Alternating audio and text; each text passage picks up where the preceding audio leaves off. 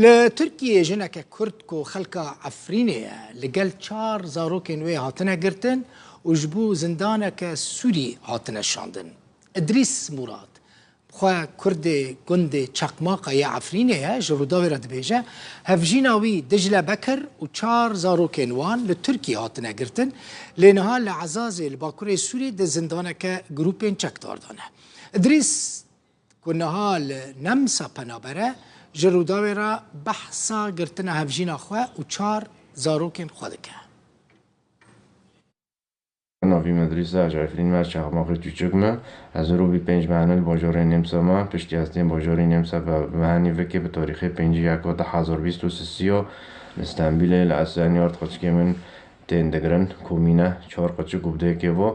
دگرن بعدی چند رو ترحیل سوریه دکن و اخبار گندی و قدبن بعد هفته که تلفین قچکه ممراته تلفین دوی مریکی که بتارو دنگی ها مریوجی درده که انسان کی ترکه به ترکی دنده که مترجم لکلا که مرادنده که دوی گرگ تقچکه خود خوزه سا تکه مرا مابینجی به گم ببرک رو دنگه به مرا بشاغله کار بکه مگو والله چیشی ما بریکی شی ما بکازی تنه گو والله هوا خواسته که مایه خوازه سا قچکه تاور مردان تیوه تشتی کیت که بکه به مرا اولی کاریه بکه در بکه او تلفینه سرچاوی من دگرن داره وقتك دارت عرجي ده حازي داره ده پر بقصوات دوم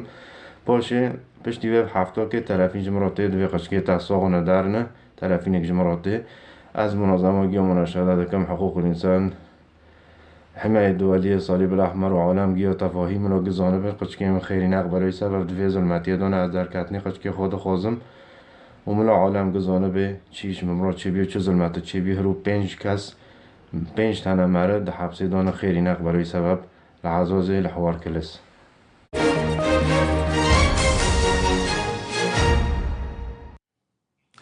ریوبر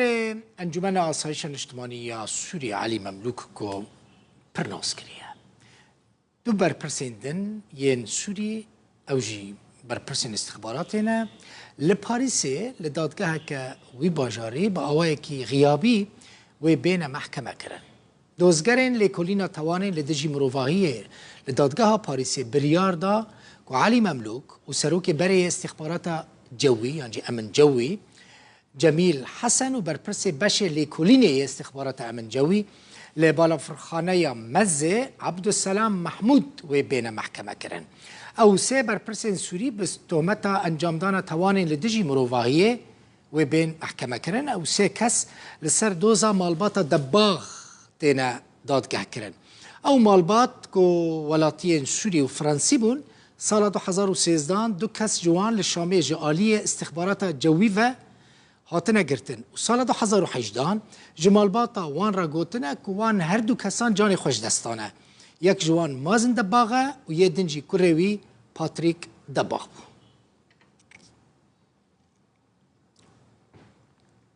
پشتی عردهجا 6 شباط مها دویم بدهان ولات جهان آلیکاری شاندن سوری لی آلیکاری هری زیده جه امارات چو امارات گلک تشت جست سوری را شاندن چه بریا بالافران چه جی بریا کشتیان آلیکاری گهاندن نافچین حکومت سوری هری داویجی کشتیه که تجی آلیکاری مرووی شاندن لازقیه پارزگار لازقیه دبیجه ده کشتیه ده کنوج فجایرا گهشتیه لازقیه